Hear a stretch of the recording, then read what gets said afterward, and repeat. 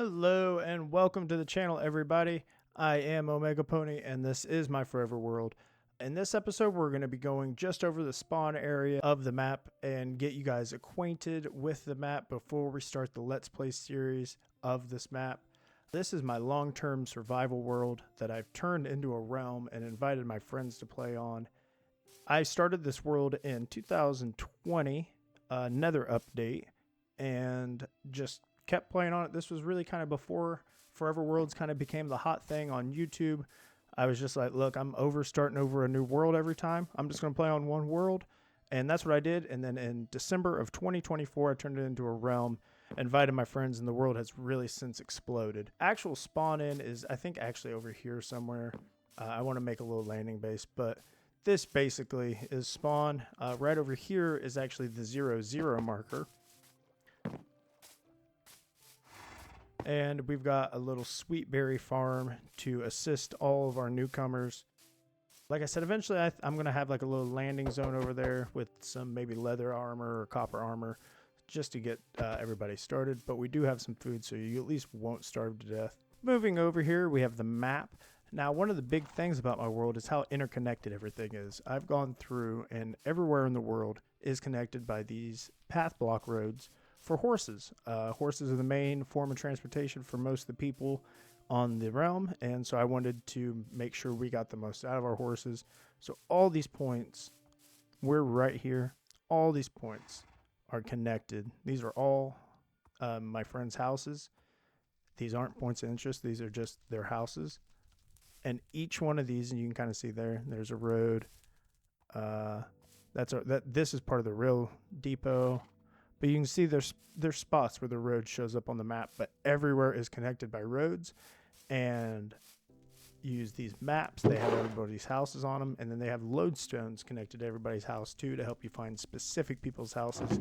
Because over here on Bedrock, we can't label banners. So one of the other things that helps, again, roads, but we have road signs, so it'll tell you Keith's house, Rachel's house, Rail Depot, Sarah's, and it's always listed by whose house is kind of closer, top, bottom. So you'll hit the top one first before you get to the second one in terms of the distance you're traveling. Obviously, we have Steve defeating Herobrine, but you can't have defeated Herobrine if you never summoned him in the first place. So old school Herobrine spawner.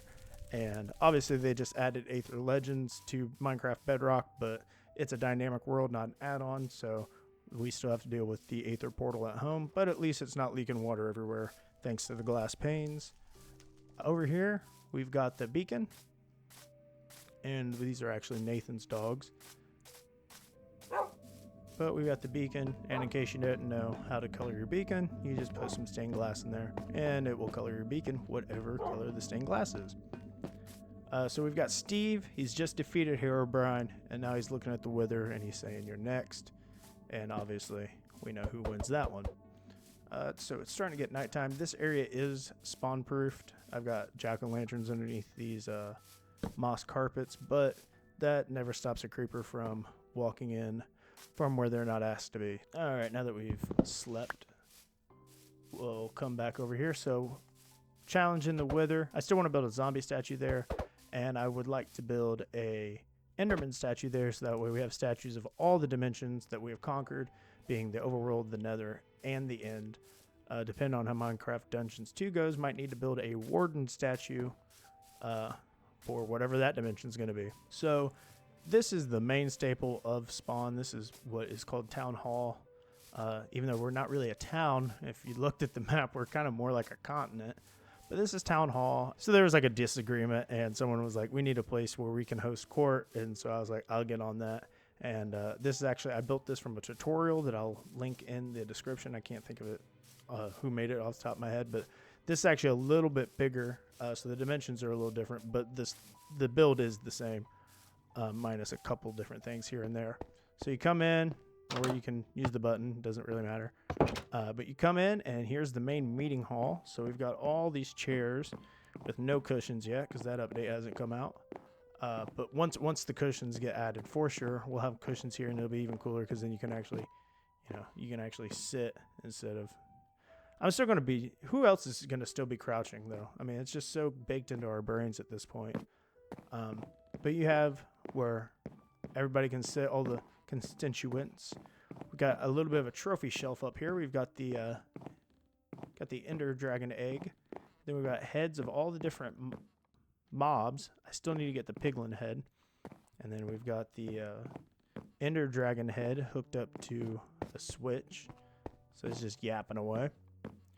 But so if someone has something they want to bring forth to the realm, they would come up here and say their piece.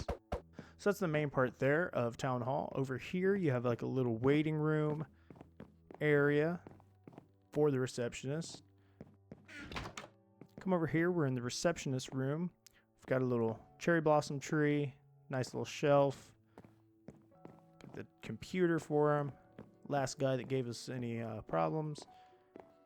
And then you come over here. This is what I guess you would call the mayor's office, but we don't really have a mayor. But this is kind of like the boardroom, if you want to call it that. You've got the couch, a little creeper soldier, triple creepers going on there, a couple little vases, the gilded blackstone. Just the fact that you have this block. I mean, I love environmental storytelling. You've been to a bash and you've come back.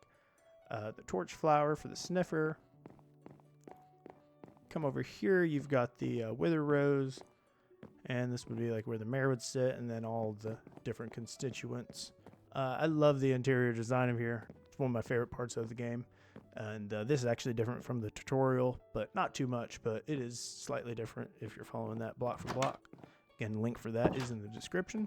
And that is Town Hall in a nutshell. You know, you just got flowers going up around, and there's nothing really else here. This is mainly just to kind of show off what we've done in the world and to have a meeting place. And then if you come over here, you're kind of exiting the area and you come up on another road sign. So you've got over here, you've got Sarah's and Nathan's. So you're going to get to Sarah's before you get to Nathan's. That's how the road signs are laid out. You've got a memorial to our friend Alex and Parker's house this way. Again, you're going to get to Alex's memorial before Parker's. If you're coming from this road, Sarah's and Nathan's is that way. And even though you really won't see any of this Town Hall that way. And so from here, we're going to go and see Sarah and Nathan's house in the next episode. So if you guys did enjoy that, this is just the first episode. We're going to be touring everywhere in the world, and then we're going to get to playing on the Let's Play. If you guys did enjoy this video and you want to see more of this kind of content, make sure to like, comment, and subscribe, and I will see you guys in the next one.